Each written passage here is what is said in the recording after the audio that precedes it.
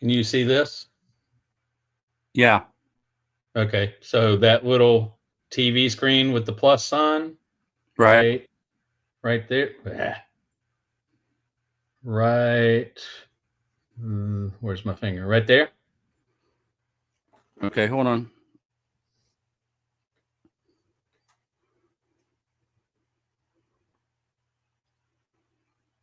Okay, looks like we're on. Ah, yay! Okay. Looks like we're actually on. Forgive me, Okay. folks. This is my first time trying this. Sorry about that. Little technical difficulties here. And to think I was going to call this a Combat Information Center, it wouldn't have been a very good one. It's one of the early all ones. right. It's the early one. That's right. That's right. Yeah, on a wooden ship, I guess. All right. Of course, for those of you who are coming over from the USS Kidd, thank you for joining me. And so I want to thank Tim for coming on and doing this with us. Of course, as I said before, if you are following the USS Kidd, this guy needs no introduction. He's a very familiar face, and of course, that's Tim Nessmith. And I'm Sam, the History Man, and my channel is Fletcher Destroy Your Ships. And of course, we're coming up on a Memorial Day, so I can't think of any better way to start that weekend off than talking about a Fletcher class destroyer. So anyway, as I was saying before, I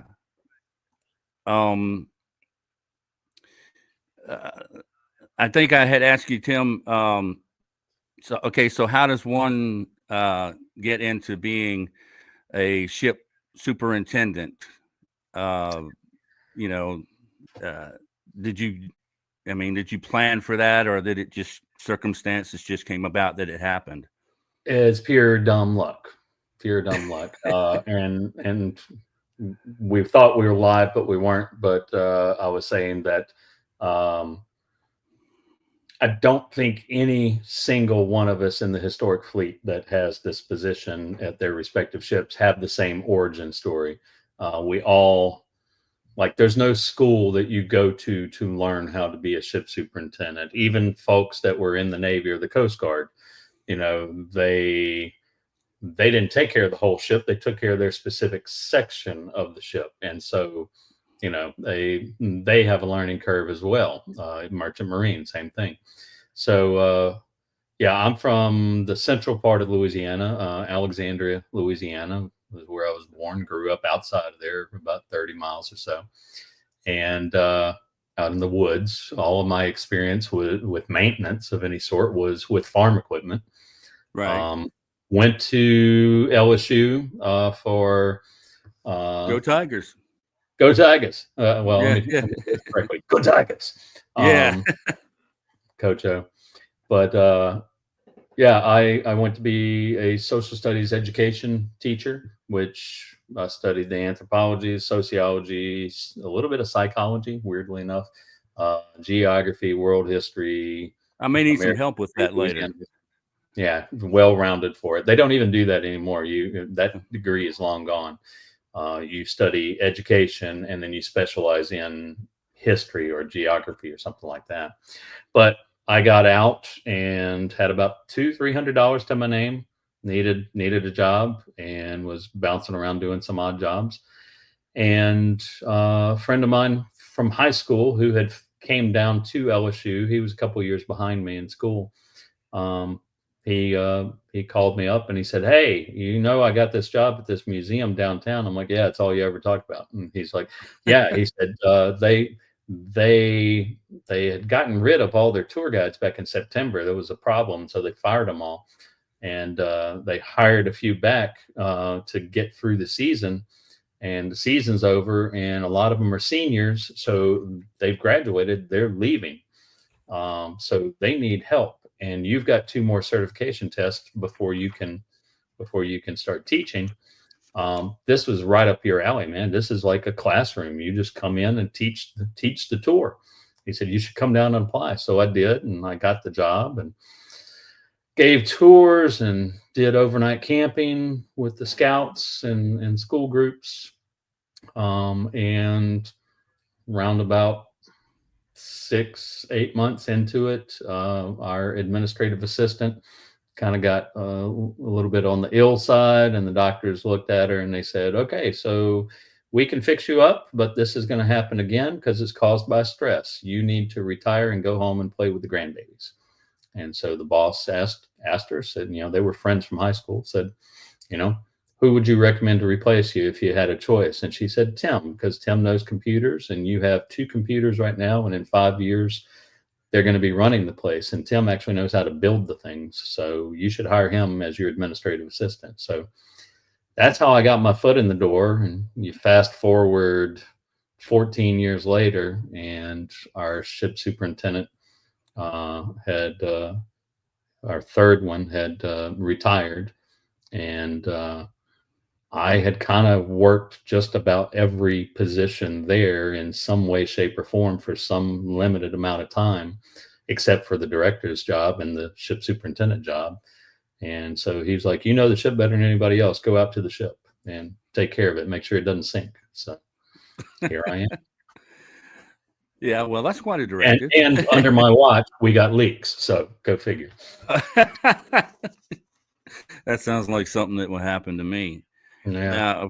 Now, of course, for those who may not be familiar, I'm pretty sure everybody on here is familiar, though. But let's just talk about it. Of course, as we know, the ship is right now in dry dock, yes. And so give us a status on how that is going, and how much longer you think that. Of course, I know it'll be a lot. Even if they finish it tomorrow, it will be some time before it comes back to Baton Rouge because of the river levels with the Mississippi and all that. So tell us a little bit about that and how that's going. Well, pretty much most of the work for our original contract is done. The big thing they're doing a little odds and ends, just, fine detail work, wrapping stuff up. But all the major hull repairs are done. So at this point, they have painted the superstructure, the bulkheads and everything, and the equipment with the new Measure 32 10D camouflage. Okay. They are starting, excuse me, I was sick about a week and a half ago, so it's still lingering. They're starting to, they've cleaned off, my last post on Facebook was talking about they've cleaned off the decks, got all the equipment off that they've been using, everything, all the hoses, the lines, cables, etc., off of the decks for the flying bridge, the bridge level, the O1 level, main deck. And when I was down there 2 weeks ago, they were pressure washing, getting everything cleaned off. Not pressure washing hard enough to pull up that zinc coating that you see here on the hull, but just enough to knock dust off, that sort of thing. And they were getting ready to start painting the new camo pattern on the horizontals on the decks. And I got a picture earlier this week of the flying bridge level. And in addition to painting the decks, they are also going to take and lay non-skid. So we've had non-skid in strips before. We've had non-skid, not true non-skid, but we've, put non-skid particles, for lack of a better word, into the paint and painted it in. And then we've had sand. Way back in the day, we'd mix sand in it to give you some non-skid. This is going to be actual non-skid like you see on a U.S. Navy, U.S. Coast Guard ship.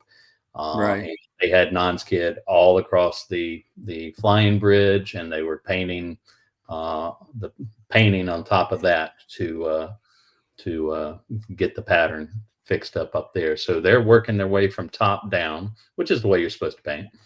Right.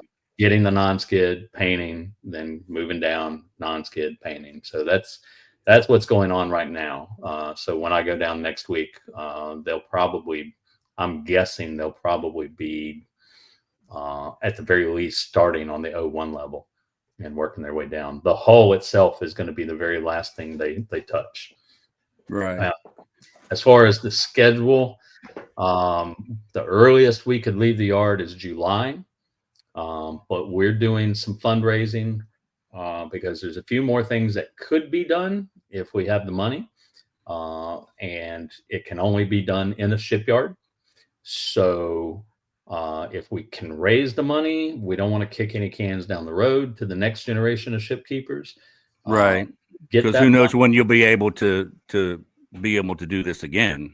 Right. We're looking at this as a once in a generation endeavor, because there's a lot of ships that struggle to get this done even the first time. So we're trying to make sure we do it as everything we can possibly do while we have the opportunity, because the opportunity may not come along for a while again.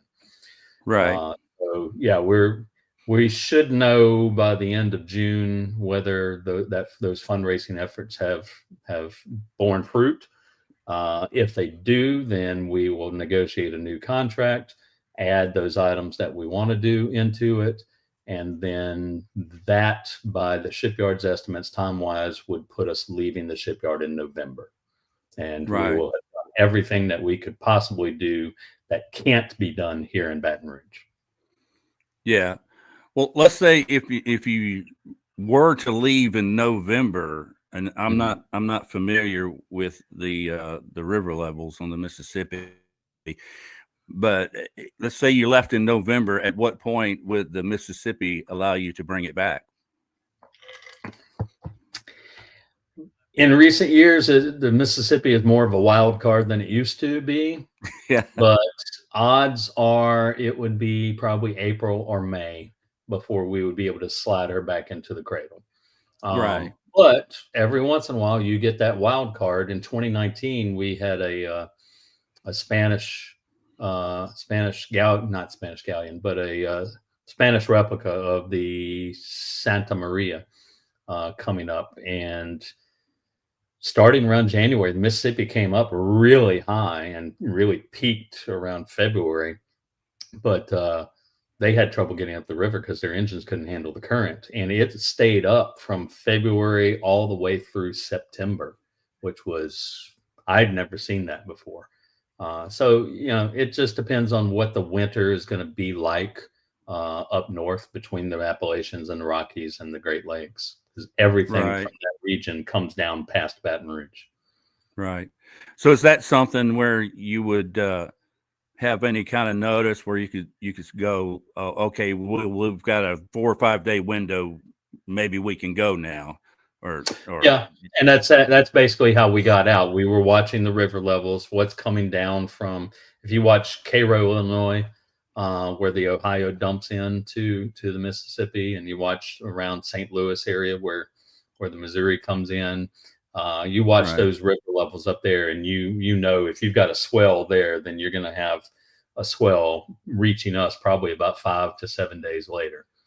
And the swell won't be nearly as high as it is up there because the river's getting wider and deeper as you get further south, but you still get that swell no matter what. So we just watch what's upriver, and then we watch the projections for what it's going to be with us, and adapt accordingly. Okay, cool. Now, while I got this picture up here, of course, this is what I would call the basic paint scheme. But I understand you guys are going to be changing that up a little bit. You're going to be doing the dazzle, or how's that going to look? How's it going to look when she comes back?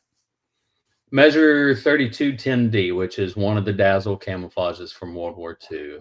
And for the purists out there who see this photograph, they'll see definitely what's wrong with this camouflage scheme here. It's measure 22, except for the smokestack caps, which one of our directors just he had a wild hair, and he liked the way the black caps looked on the Cold War stuff. And we're not Yeah. representing Cold War; we're representing World War II. But he dug in hard and made us paint the stack caps black. So every time I see one of these photos from that period, I just cringe, because all the time I would get sailors who knew better, or model builders who knew better, or ship enthusiasts who knew better. And Well, that would be the one I would pick. So yeah, and they're like, your stack caps aren't correct. Yep. So why do yeah, y'all have it painted that way? The boss thought it looked cool. Well, that y'all aren't supposed to be representing that. We understand this. But why would he do that? He thought it looked cool. But but cool is not what you're representing. You're supposed to be accurate. And it's like, you got a problem, go in the building, go all the way down to the south end of the building, knock on his door. And, yeah, and he got so angry with us after a while, because so many people were knocking on his door. It's like, you tell us when we have a problem with visitors that we can direct them to you. They have a problem with the paint scheme, you get visits. There's only one way to correct this. And so he started sitting with his door closed in his office for a while. yeah. It's kind of hard to argue with an old sailor, right? Because I Hey, imagine a especially lot of those right. were the guys that were noticing. Yeah, But yeah, our 3210D, she wore it from December of 43, late December, like Christmas week, somewhere in there, of right. 43 through December, or the first week or so of January of 40, December of 44, or the first week of January 45, when she was in the shipyard. So Okay. our current director wanted to show something new to Baton Rouge. He felt that was necessary to get public coming back to the museum in greater numbers, and he thought that was the key. So we all sat down and hashed it out, and we basically agreed to an education cycle. We've been educating Measure 22 and how it works, why it works, for 42 years. So we're going to do 5 years in Measure 3210D, and talk about how dazzle doesn't really hide the ship. Dazzle just confuses the gunnery. Stands out like a sore thumb on the ocean, but it confuses the gunnery and the torpedomen and the submarines. Okay. And then at the end of that 5 years, we'll push back to 1943, and we will have the Measure 21, the all blue, like Battleship Texas is wearing right now. And after that 5 years, then we go back to Measure 22, and she'll be back in her camouflage will match her 1945 physical configuration, and then I retire and I leave it in the hands of the next guy to fight that fight. Or girl. It may be the girl. It may Okay. be Anna. Will the Okay. guns And have y'all, as well? y'all forgive me if I missed something in the comments. I'm new to this, so Anna, Anna the said, guns yeah, themselves like the 5-inch guns have the camo. The 40 millimeters will have basically a light gray. They're not going to have the stripes on it like the 5-inch guns do. The 5-inch guns will be part of that pattern. But the 40s will have just that light gray that's part of the camo color. And then, of course, the flat parts, the decks, I believe, if I remember correctly, will have the same color that's on the decks surrounding the guns. The 20s will just be gunmetal color, and the shields and the stands that they sit on will have the paint like the 40s that matches what's around them, but they won't have any zigzags on them. Hope that yeah, answers the question. How many gallons of right, paint does it take? I can't answer that, because we've never painted the ship all at once, right, except when they first got her to town. So, and I don't have any record of how much back in 1982, 83, when they painted the entire ship all at once. right. In 98, we blasted and painted the hull, and that was from main deck down. I don't even know how many gallons that was, but even then, we didn't paint the whole ship all at once. Right. Okay. Yeah. Now you were talking about painting the guns. Now, I think I saw one of your videos. You're actually the guys over at the Texas are helping out with some of your guns. Now, are they of course stripping all the paint off and everything? Yes. And Yes. and They're the breaking reason it I down asked to that is bare because, components. yeah, the reason I asked that is I went to a museum ship uh, a few months ago. It's a great ship, but I'm not going to call the name out because I don't want to sound like I'm saying anything derogatory, because I'm really not. I Mhm. mean, the ships have to be painted, but the guns have been painted and painted and painted and painted so many times, that it was just the paint was on there so thick, and um, I'm guessing I'm saying by stripping everything down, you're going to have a time period where everything just looks pristine. I guess is Yes. what I'm trying to say. Yes. Yes. Yeah. And one of the things that we try to do on KIDD, something that Tim Rizzuto, our first ship superintendent, he's up at the Slater now as their executive director, that he started was we try not to just paint over and over and over. We will scrape it down, we'll sand it down to rough it up a little bit, and then apply paint. So you may go to some places and you'll see a big thick layer of paint. Like I went to a ship years and years and years ago. KIDD was my very first ship, so I'm kind of spoiled. But the second ship that I went to, I leaned on a bulk. I just put my hand up and leaned on the bulkhead while I waited on some friends, and my hand sank into the paint. It wasn't wet; it was 100% dry, but there were so many layers that the weight of my body on that one spot pressed my palm print into the paint. Yeah. So yeah, we try not to get that thick. We try to sand it down and scrape it. During COVID, we didn't have a whole lot of. Thank you, Silver Bricks. Appreciate you. Um, we had no, like, our veteran volunteer crew faded away because they're of the age that's more susceptible to the virus, right? So everybody's Right. gone home, and we had some Church of Latter-day Saints missionaries that they couldn't go house to house. They couldn't have meetings with people to proselytize or anything, but they like to volunteer in their community. And uh, over the course of like 2 years, almost 3 years, we had a couple of hundred probably missionaries come, not all at once, but just rotating through Right. as their mission would pull them and send them to a different location and everything. But they came through, and we had them cleaning out old, rooms that had been junked up, just stuff tossed in them and straightening them up and cleaning and everything.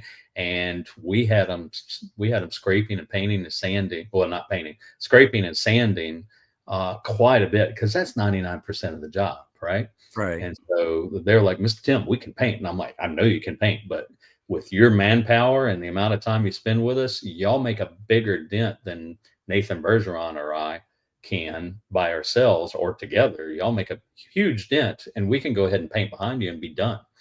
And so it became a great cycle and was very helpful. Somebody asked, is the paint historically accurate or a modern equivalent that protects better? It's going to be an epoxy paint that goes on. So they didn't have that in World War II that I'm aware of. And of course, the big difference between modern paint and the paint back then is there's no lead in this paint. So that's extremely important environmentally now. Right. Thank you, Snow Liavali. Awesome. Awesome. So, And so Silver Brick, thank you. I knew you guys hadn't forgotten us. I was just waiting to hear back from you. So I appreciate that follow up. oh Silver Brick yeah. works for a fabrication company that came down, and they're looking at seeing if they can fabricate the 40 millimeter ready ammo racks around the interior of our gun tubs, which is one of the small details that we need to bring back eventually. Yeah. Now I understand. Now you were talking about Mr. Bergeron. Did you say? Nathan Yeah. Bergeron. Yeah. Now, I understand he's your go-to guy for pretty much anything the ship needs, right? Is if it's the same guy I'm thinking about. He is if he hears about this, he's just gonna like melt because he hates attention. But he is, an artist. And I'm not blowing smoke on any of this. A lot of times I'll say this and people are like, oh, you're buttering him up. I'm not buttering him up. This guy is, if it wasn't for Nathan Bergeron, he started in the 80s and finished school and then left, did his career, and kind of he's in semi-retirement now. He's done with his career, and he said, I've done my career. It wasn't necessarily fun. It was a job, but I wanted to do something fun again before I get to the age where I can't do anything fun. And he said the kid was always fun. So, in 2016, he showed up, and we had an acting director at that point, Mr. Mark Pellis, fabulous guy. I love him to death. Stayed in touch with him after he left. Now he's across the street at an art museum from us. But Mark called me. He said, you need to come down here real quick. And I got down to the lobby, and he said, I want to introduce you. He's off to the side. I see Nathan. I've never met Nathan at this point. I've only heard about him, read about him, seen pictures of him when he was like 20 something.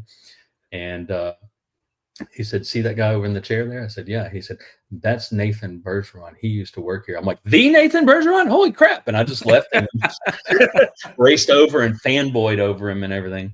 And hello, Benjo Fernandez. That's one of our volunteers right there. Longtime friend from college. And Snow Leovali says we got their name right. So yeah. So Nathan is a master fabricator. In his original tenure here in the 80s and first couple of years of the 90s with Tim Rizzuto, stuff that Rizzuto couldn't go out into the reserve fleet and find if he had pictures and if he had plans. Nathan would fabricate it. And we're going to make a video actually for our channel once we get our social media team rebuilt.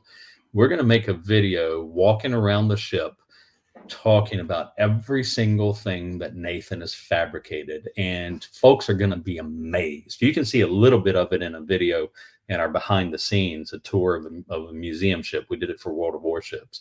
But I didn't even broach half the stuff that he's fabricated. He's phenomenal, and not just on welding. I mean, he goes to the nth degree he's cleaning up the stuff that's in the warehouse right now, getting it rotating and elevating. And if I would let him, he'd probably get the 20 millimeters to firing. But I'm already on a watch list, so I don't need that headache. Well, let me know if he does that. I want to see it. So. Yeah, he fabricated one of the aft depth charge racks, didn't he? One of the tracks on the fantail, the portside track, he fabricated based off of everything that he had one to work with, which was on the starboard side. That is original build to the ship. And then all the K-gun racks, all of those were gone. So with pictures and plans, he fabricated those, the life raft racks, the searchlight platform, the ECM mast. The ECM mast was all by himself. He erected it with pulleys and blocks and tackle and everything all by himself, and then welded it in place. Gun tubs, the 40 millimeter gun tubs, he brought those back. I could go on and on. I'm just scratching the surface right there. He's fabulous. Oh yeah, that's amazing. That's talent right there, man. All right, Jeff, our social media team is going to be a mixture of volunteer and staff. We're looking to hire somebody for editing, and then Miss Molly, who you guys, if you've been watching us, know, she will pop in every now and then, maybe, hopefully, cross our fingers, and take and help us out. And also Mr. Omar, who was working with us, he will pop in and help us, here and there, doing fundraisers and stuff like that. So it's going to be a mixture. Cool. Real quick. What? Somebody's asking, let him fire him. Oh yeah, I saw that. Yeah, that's funny. That's funny. Yeah, I don't know. The Louisiana State Police might be showing up at the museum or something. State Police, FBI, pick an agency. Parish. Coast Guard, You guys have like what is it? ATF. Parish. What's that? Yeah. Yeah. Agent Shields. Hi, Agent Shields. Okay. Another guy I want to talk about real quick. Of course, real quick, Park Stevenson. Yeah. Of course, a lot of people know him as the guy who was one of the guys who discovered the Johnston. And of course, he's working with you guys now. Tell us how what's it like working with Parks? It's an adventure. Lie if you have to save your Lie job. if I Lie if have you to. have to. It's an to save your adventure, job. to say It's the an least. adventure. I met Parks because of the Johnston, because he and Victor Vescovo decided they were going to dive it, and they wanted to look at a wartime Fletcher and actually go aboard one. And out of the three of us that are still around in the States, Kidd's the only one that's wartime. That's World War II. The other two are set up for 50s or early 60s. Right. So, or late 50s, maybe both of them, I think. But yeah, he and Victor came over right as in the height of the pandemic in May of 2020 and walked around the ship with us and everything. And then Park stayed in touch and got a hold of footage from the Petrel, from with the group that discovered the debris trail on top of above the Philippine Trench. And he's emailing me. He's like, "What do you think this could be? What do you think that could be?" And I'm walking around the ship with the pictures, and I'm like, "I think this is this." And he's like, "Okay." And, Right. And so they got to the point to where they felt they were familiar with it and everything. And then eventually they made their dive, and he reached out and he's like, "Okay, so I need help with the after action report." And so he would email back and forth with me. And at that point, it wasn't like top secret anymore. So I was able to pull Tim Rizzuto and Ed Zukowski into the conversation and introduce them. And they had a nice little 4 or 5 different people in the conversation in the email chain of, talking about how what they found on the wreck could be this, and how that might have happened and everything. And then he submitted the wreck report. And then they went out, I forget the year now, but they went out and found the Samuel B. Roberts. And not long you after just that, answered Anna. You just answered Anna Thomas's question. She says, "Was Parks with Victor when he found the Sammy B?" He was on the expedition, but he did not dive on the Sammy B. Victor dove and others with Victor, but he did not dive on the Sammy B. But Parks was the one that came up with the dive plan, the coordinates, figuring out from the historical records where they should dive for both expeditions. And he was with them. He was with Victor when he dove on Johnston, at least once, maybe twice. I forget the number. But yeah, after the Sammy B, we had our director Roseanne Geip departed for another opportunity, and Parks applied for the job. Parks kind of was recruited to apply for the job. Some of the folks were really like, "You need to apply for this," and so he applied and he got it. And so awesome. He's been here since October 2022. He seems to be a good fit, at least from my perspective. He's a good guy. Oh, yeah. And folks at the KIDD kind of laugh when I say it, but Homeland Security, yes, Homeland Security would be all over me, Hank. But folks kind of laugh at me, and Hank will be able to say this, that I've always said God loves the KIDD, because when we lose somebody like a Nathan, or we lose a Roseanne, or somebody like that, somebody with a really good and necessary skill set, inevitably somebody shows up that it turns out is after down the road, in hindsight, we realize that was the perfect person for that particular challenge during that period.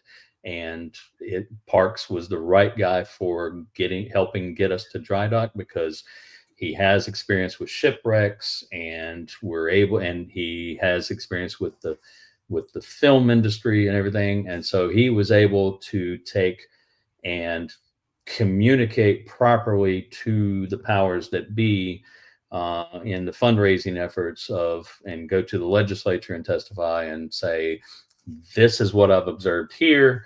This is what's happening to KIDD here. And this is what's going to happen if we don't fix it, and show the economic impact of museums in the area of Louisiana and around the states. Take that data that was already existing and then convey it in the way that people could understand it and go, yes, we will help you. It is a good investment. So yeah, his skill set was definitely needed for dry docking. Yeah. And I like, and as you mentioned earlier, you're in the World War II configuration, and nothing against the other two Fletchers. I mean, they're great museums, but it's good that we have at least one that is set up like it was during the World War II period. So we at least have that reference, you know. Yeah. And that was a fluke, honestly, because KIDD just had stuff taken away from her. She never got modified for the bigger, heavier Cold War weaponry. Right. Sullivan's and Cassin Young and Velos, you know, conceivably with an open pocketbook, you know, Fort Knox, you could rip the ships apart and rebuild the superstructures back to go to World War II. But, you know, is it financially feasible? No, you know, but Right. it works out because KIDD represents World War II and the other two represent, you know, the Cold War sailors, and the Cold War sailors need to have representation too. So it works out. Everybody has their own spot that they can interpret, and everybody gets represented. Okay, awesome. Well, let's talk about the ship history a little bit. Actually, I want to start off talking about some of the guys on the ship. Of course, everybody knows about the kamikaze attack, and you know, we'll get to that. But let's talk about a couple of individuals here. Okay, Mr. Roby. So, Lieutenant Commander Alan B. Roby Sr., later Rear Admiral. He actually has two ships in the historic fleet. He's got KIDD and he's got the Salem up in Quincy. Okay. Okay. So he was first commander. Is that correct? He was the first commander CO. in the war. And the crew absolutely adored him. He was one of those commanders that was just charismatic and could do no wrong. I got to meet him one time, and all these old sailors, when they get together for reunions, they're sailors. They're like frat boys almost, you know, you old so and so, and they're telling bawdy stories, and they're loud, and you know, some of their wives are obnoxious, you know. And I went and picked up Admiral Roby from the airport in New Orleans. I was a nobody. I was like, when was it? It was 96. So it was like my second year there. I just happened to be the low enough on the totem pole to where nobody else wanted to do it. And they're like, you go down and we'll pay your gas. Go get Admiral Roby. Okay. And you got to be chauffeur for the day. He was just so interested in me. Why would he be interested in me, right? But he wanted to know about Louisiana and what he was seeing on the road, and you know, where I come from, what my people are like, you know, my background. And then we walked into the hotel. I'm carrying his bags, and he's in front of me, and all these sailors are walking around and being loud and obnoxious and everything. And somebody spotted him, and you started seeing word, you know, somebody's tapping, hey, look over there. And they all start coming toward him. And like your KIDD hat, by the way, I like your hat. The ball caps come off, and they're in their hands, and they're almost bowing a little bit. Their aura is, instead of big and loud and boisterous, now they're very quiet. They're very respectful, and they come up and they're like, Admiral, thank you so much for joining us, sir. It is such an honor that you would come and join us again. He's like, you're my boys. Of course I'm going to come. And they're just like, we. You know, it was almost like the Wayne and Garth stuff from SNL back in the 90s of we're not worthy. They worship that guy. They worship. Yeah, I remember they that. Swore up and down. The guys that were on in the kamikaze attack swore up and down, if Roby had been on board, we would have never been hit. And okay. looking at the timetable and the setup and what happened, they did the math. They had 10 seconds to react. Not even Roby could have saved them from that. But that they loved him that much that they declared that they believed that. Yeah. Yeah, well, I know he did some pretty impressive work. Absolutely. Up until I think it was, what was it, August of 44? August When 44, they traded out. yeah, when they traded out. Based on what I've read, he was still quite the seaman. So, all right, and that brings us to Harry Grimshaw Moore, and of course, he was the commander during the kamikaze attack. He was, and just like Roby, ironically, he's got 2 ships in the museum fleet. Kidd, he was the second CO of Kidd, and he got wounded pretty badly in the kamikaze attack. A lot of shrapnel from his head, down his neck, across his shoulders, down his back, buttocks, legs. So it incapacitated him. He had to be relieved of command and the XO take over. And the XO wasn't much better. And after a while, the XO had to be relieved. But he went to, I may be wrong in saying he went to Bethesda, but he was over on the East Coast in a hospital over there.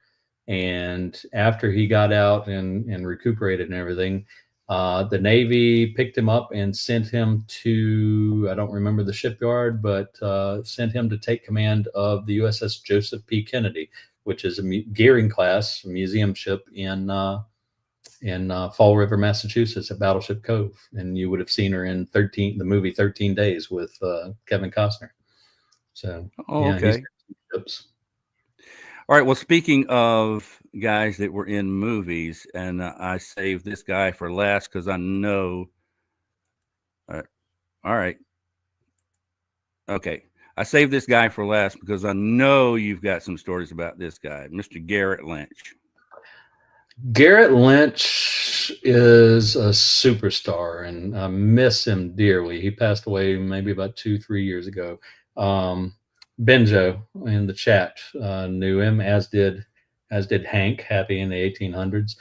Garrett enlisted in World War II right after Pearl Harbor. One of his first duty stations after getting out of boot camp, they sent him to Pearl Harbor, and he was in the salvage teams for Battleship Row and all the other ships. The Oglala was across the harbor from Battleship Row. He salvaged off of that, helped raise her. 3 of the battleships, Arizona was one. I want to say the other 2 were Tennessee and maybe California. He went aboard with other guys. They had these big pumps running, and they would pump the ships out and to where they could get inside and remove the ammunition, lift the ammunition out. And he told us, he said the Arizona wanted to float. He said they would pump her. We were going in the back end of it because the front end was just shattered. Right. And said the back end wanted to float and would float. They would start the pumps up, and said the ship would tilt upward. The fantail would come up, and they would be wading around in ankle or knee deep water, and said their sole job was to pull the ammo out. But they've got masks on, like just pieces of cloth tied around their faces and everything. They would soak it in something, turpentine or something, just to kill the stench in there. And said every once in a while a body would float by, and they'd have to get a particular group of guys to come in, and they'd slide canvas underneath the body and then kind of wrap it and lift it out and everything. He said they were instructed, do not bother the bodies, let these guys do it. Right. So he helped with the salvage, and then he went to the destroyer O'Brien. It was a Sims class, one of the old gold platers built between 1930 and 1940. And kind of low on the totem pole still, but he ended up down in the magazine, forward ammo magazine for his battle station. And O'Brien was with one of the carriers, and I cannot remember. Hank, shout out if you remember which carrier it was. But at one of the early battles in the South Pacific in 42, early 42. O'Brien took a torpedo meant for a carrier right behind it, and it broke her back, but it hit in the bow area, and it hit one compartment forward of his ammo magazine. He should have died, but Right. it didn't breach that compartmentalization between where it hit and the magazine. He would stand in the chief's mess of the Kidd, and it ripped the bow off of O'Brien. And he would show us. He said, "You look through this door from handling room number 51 into the chief's mess. You see that refrigerator right there?" I'm like, "Yeah." And he's like, "Imagine that just scrunched like he stepped on a Coke can, and it's just crunched upward from the force of the explosion below it and jammed into the overhead of the steel deck above it, and that the bow ripped away from that piece of deck, and that refrigerator was just stuck, crunched up into the thing." And I'm like, "You survived that?" And he's like, "I got a dislocated shoulder, you know." Right. And so they're cruising around for a month looking for a dry dock with a broken keel and a missing bow. And after about a month, said in the middle of the night, you heard just this horrendous start creaking, ripping, and said the ship broke in half. They went in the water, and thank you, USS Wasp. They took a fish that meant for wasp, and they went in the water. He's got a dislocated shoulder. He's wearing his kapok, and one of these oilers came up, or cargo ships, troop transport, one of those. And they had the nets laying right alongside the hull, which is kind of hard to get grip on and keep your boots in when you're trying to climb it. And he's got a bad wing, and so he couldn't climb the cargo net, and he's just drifting down the length of the ship. And he said she was riding high, and you see, the top end of the propeller just slowly turning. And he's like, "I'm gonna die." And there was a Jacob's ladder hanging down near the stern before he got to the props, and he grabbed it and just ran his hand through it and just held on for dear life. And he said he was praying, "Dear Lord, don't let me die." And said he sat there in the water holding onto that ladder forever. And some guy leaned over at some point and saw him, and it's like, "Hey, we got a guy back here, come here, hey dude, climb up." And he's like, "I can't, I'm wounded." Yeah. And so some guy climbed down, and they tied a rope around him and fished him out. He eventually ended up on the Fulham as a gun captain in one of the 5-inch guns, and made it through the war, no more injuries. And he stayed in the reserves and eventually made chief bosun before getting out. And he started volunteering with the Kidd the minute she got to Baton Rouge, and he volunteered for 35 years straight. With one small break of a few months, his wife got ill and passed, and so he was busy taking care of her for a few months. Still staying in touch with us though. And as soon as he got everything in order after she passed, he was right back to it. And he passed away at age 97. And this is one of the weirdest and yet most awesome things in the world. He died when he died. He got up, got dressed, went to breakfast, and he's gone. And when he died on the day, 79 years to the date that he should have died in that magazine. It's amazing. That's something, man. It's just like he had an expiration date. God was like, "I'm not ready for you yet, but 79 years from now," bam, he goes. Yeah. So, fabulous. Fabulous person. Oh yeah. Even still sounds as if he had a full life, Oh, he did. What an amazing story. People Yeah. you could ever run into and work with. Yeah.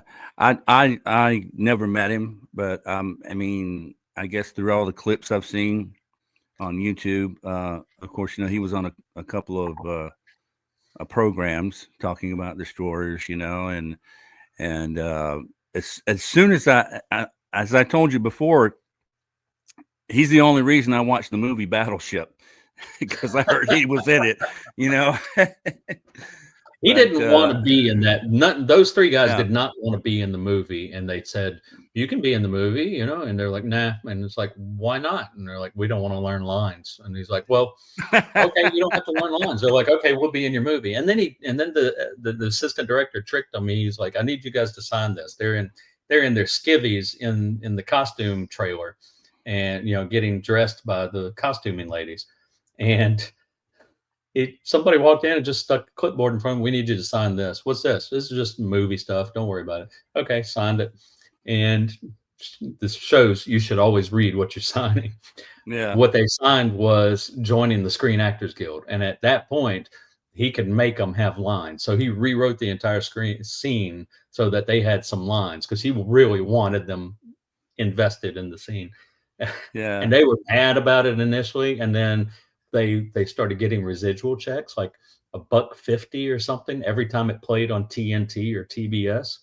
yeah. And and they would come in on Thursday mornings like, I saw the movie playing on TBS on Friday night. Yeah, I saw that too. We should be getting a check in about 2 weeks. Yeah, I got a check for $1.08 the other day. Well, mine was $1.06. Oh, they had fun with it. They loved it. Oh yeah. Yeah, he was the one who said, I believe it was, "You ready to come play with the big boys?" or something like that. I think that was That's his him. line. He had no Yeah, idea who Rihanna was when he met her that morning. yeah.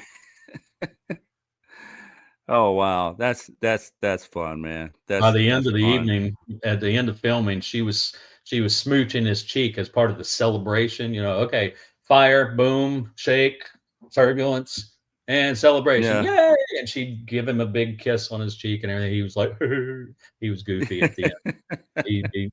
They had fun. I that's think they funny. actually exchanged emails. Oh, okay, that's cool. That's cool. All right. Of course, you can't talk about the kid without talking about what happened in April of 45. I got a clip here. I actually want to play, if you don't mind. Yeah, go ahead. It's real short clip. This is Charles Hitt, and of course he's passed away now. But this is just he's telling about kind of his viewpoint, what happened, and the aftermath. And so I'm gonna play this, and then we'll talk about it. So. Okay. I guess we were scared out there, but you didn't have time to get scared. You reacted spontaneously, and when general quarters sounded, you went to your battle station. Right. You stayed there. I just did your job. Yeah. When the ship got hit, and we had fuel oil and salt water waist deep in the mess hall, we had a bucket brigade started, bucking it out of there. They finally got some billy pumps off of an oil tanker and hooked it up. Well, and we threw all ammunition over the side up forward and moved all the, I call them deck apes, moved all the deck force from up forward back aft to lessen the weight of the ship on the bow. Right. And we made it to Ulythia and the Carolina Islands. Okay. And we're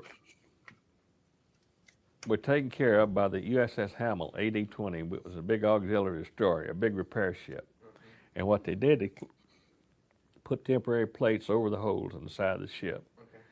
And they made us paint that doggone ship from the stern to the bow. They worked our butts off to take our mind off everything, Right.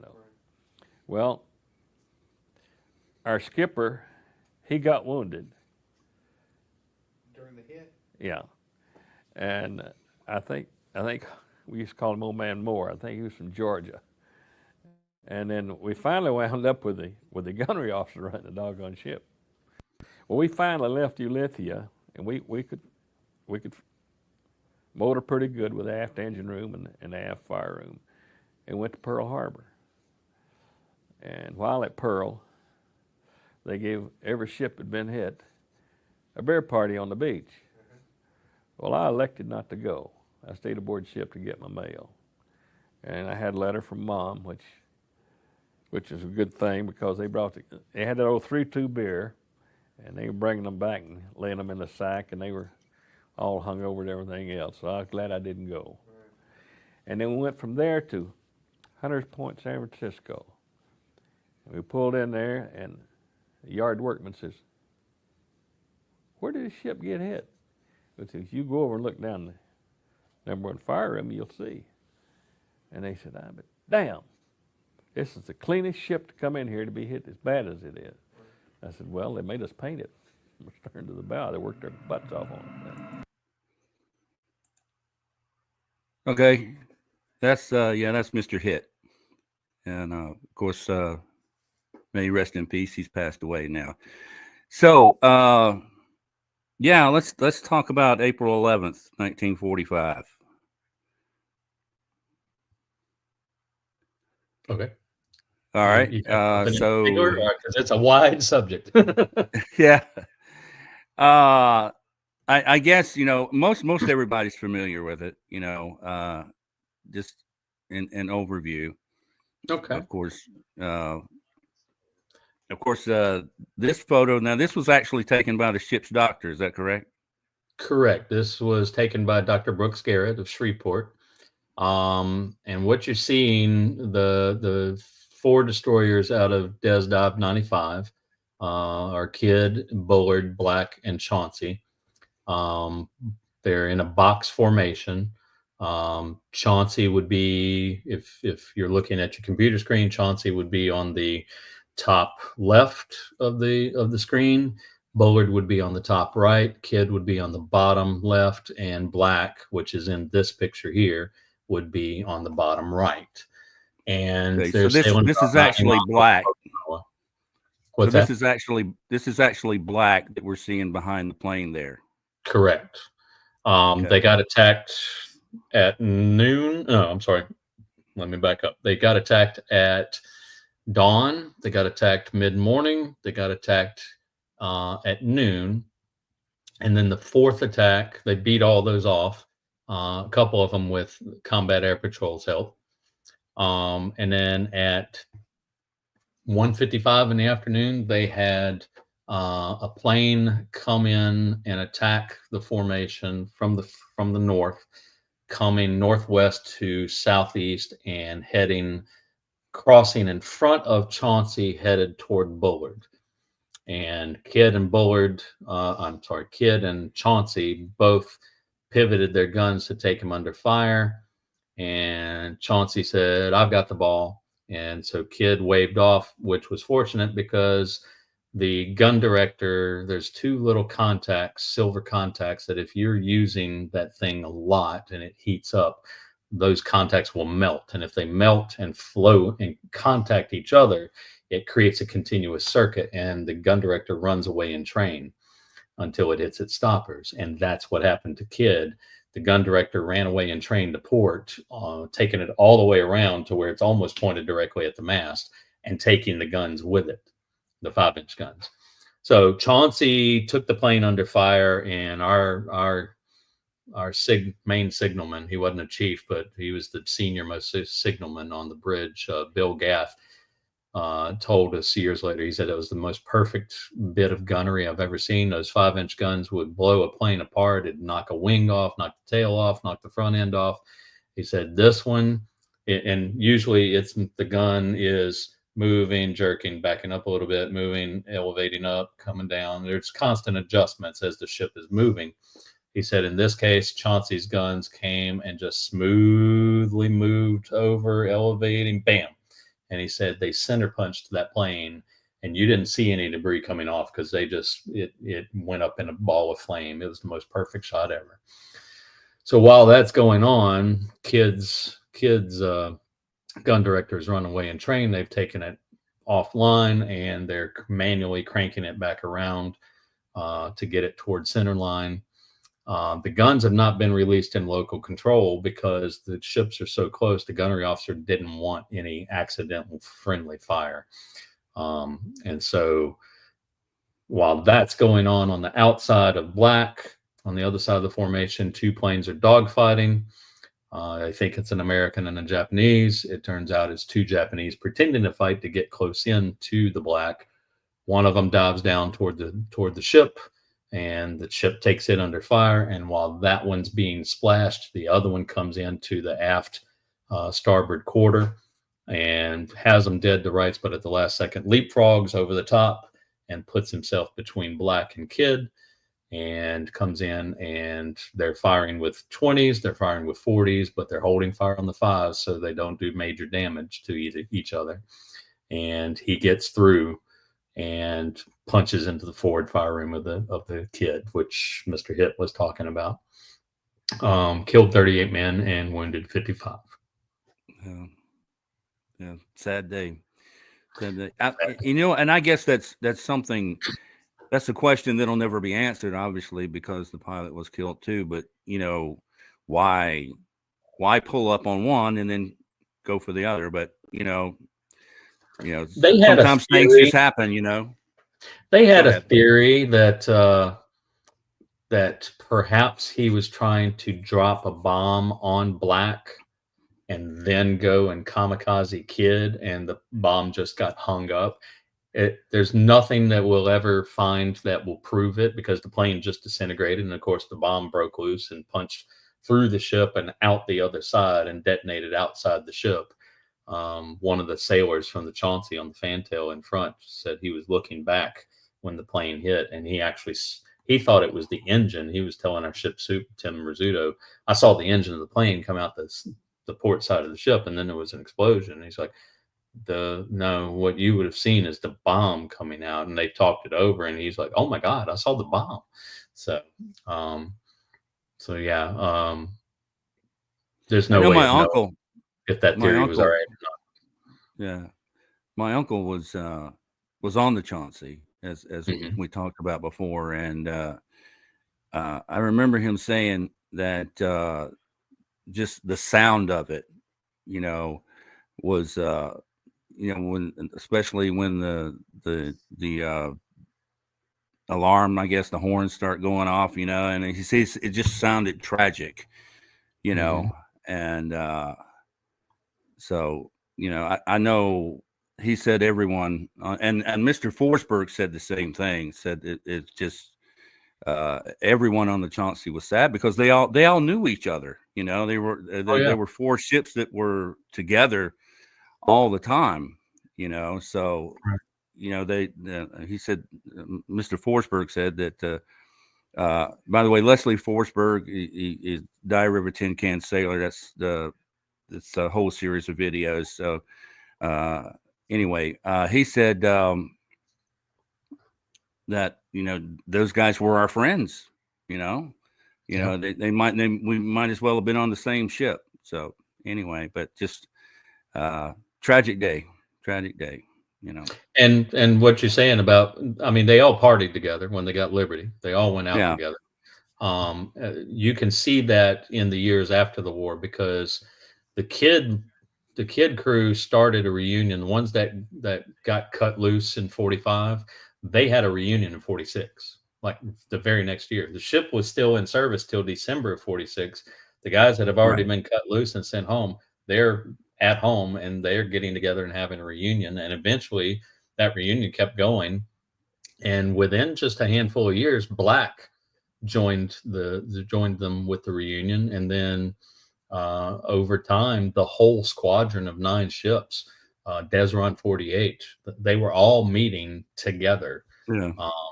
And of course, you have politics in groups like that. So, some of the World War II crew from New England, they would have their own individual reunion, but anybody that was part of the squadron was welcome. Even when some of the ships were sold to foreign service, those foreign service crew members of those ships were welcome to come. So that's tight. They had reunions up until, I want to say 2010 or 2011, something like that, before they finally called it quits. So that's lifelong friendships that they developed right there in service with each other. Right.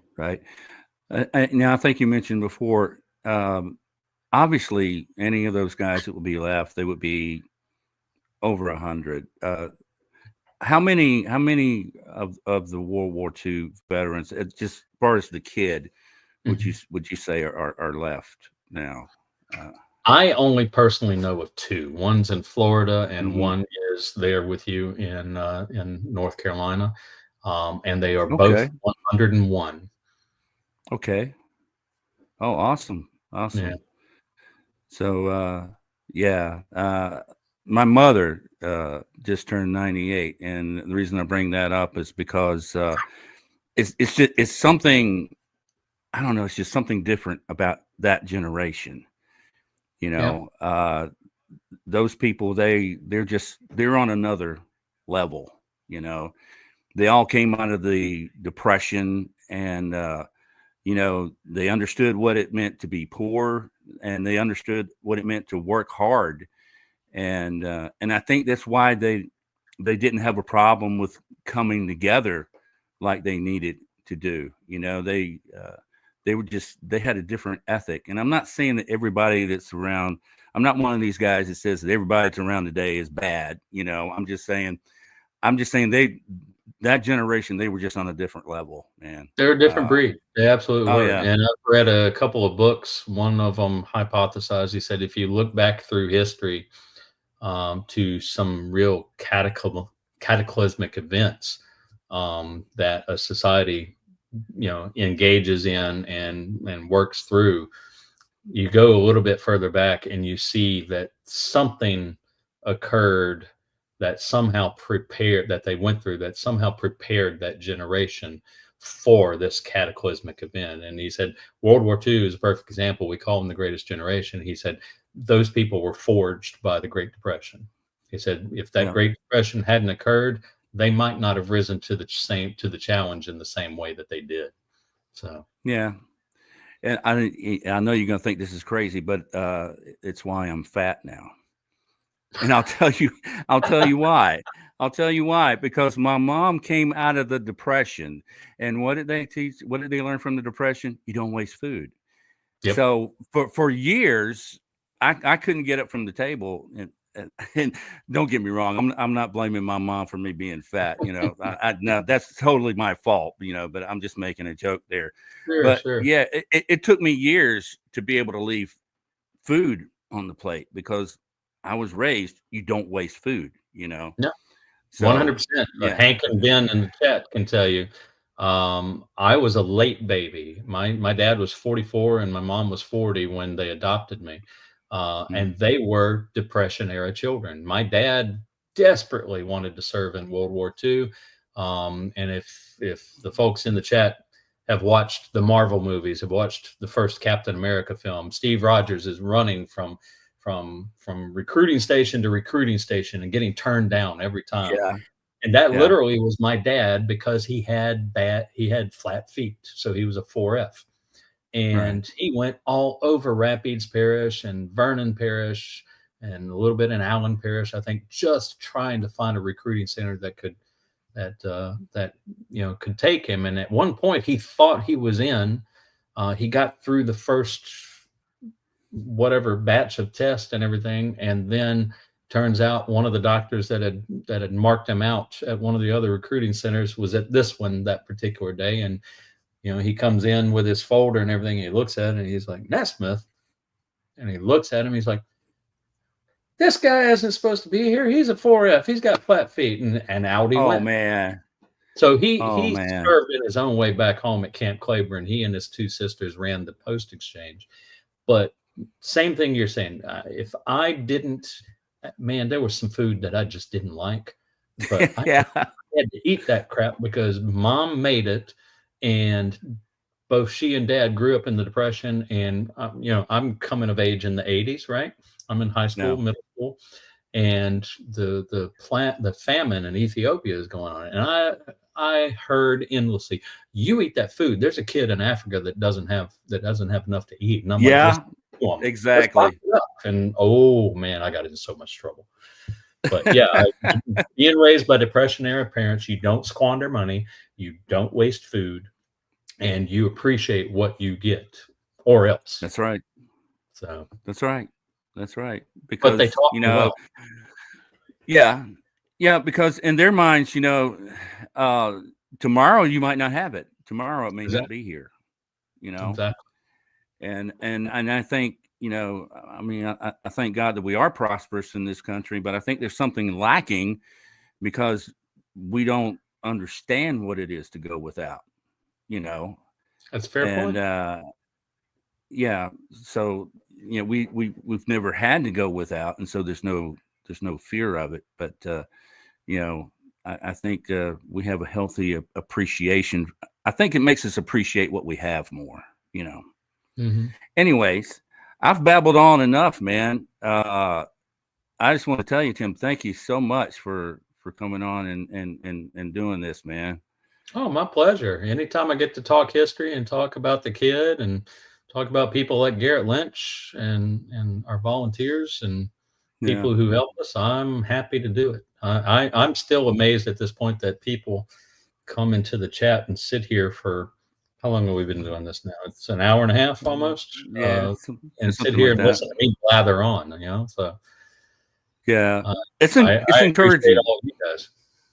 Yeah, it's encouraging to me because I didn't realize that there were this many people that enjoyed this stuff like I do, and so Yeah. I'm How many do glad we have in the chat right we now? did that. Say what? How many do we have in the chat right now? I can't see it. Uh, okay, guys. Once again, my first time out doing this, so how can you tell? How do you tell? I don't know. I thought I I don't saw either. Connor. Museum It's a ship still in few. the chat. Connor, tell us how this works. Yeah, how can you tell how many's in the chat? You can 32 tell in us. the kids chat. Okay. Thank you, Skip. Okay. Oh, okay. Well, you can tell it's the old guy doing this. So, not you, Tim. Me. Well, hey, you know, I think we'll talk about it offline, but I may be the same age as you. I don't know. Oh, okay. All right. Well, Ben, listen, don't talk man. about how old I am. Hank, you shut up too. Listen, thank you to everybody for coming on. Thank you for everybody that's been watching. I'm a nobody. I'm just an old guy that loves history. So, and thank you, Tim, for being gracious enough to do this interview, man. I Absolutely. really appreciate it. I really Always appreciate it. enjoy collaborating. Oh, absolutely, absolutely. It's been fun. I've enjoyed it. I've enjoyed it. We should do it again sometime. Absolutely, man. Absolutely. Listen, do you have anything else before we go? Anything else you want to bring up? On a kid channel, you're only as old as you feel. That's true. Anything I have? Well, just for everybody out there that is supporting the kid, like Skip and the others who've made the donations. Thank you so much. We appreciate you. Appreciate the support. Like, share, subscribe. We've got a Patreon going now, and you can get special behind the scenes stuff. And we are still fundraising. We don't want to leave anything undone. We want to make KIDD better than the bare minimum. You're probably sick of hearing that catchphrase, but I'm gonna harp on it forever. So thank you for the support. If you can get other people to support us, even better. We love that. And just stay tuned. We will be a little slow on content on our YouTube channel until we get our new folks up to speed and running. But we appreciate all of you, and I would say check out Sam's channel and take a look at that. He's got some interviews, first-person interviews from crew members of Chauncey. Is that right? Yes. Sam? Actually, what I have is the first 5 videos are Diary of a Tin Can Sailor, and a Mr.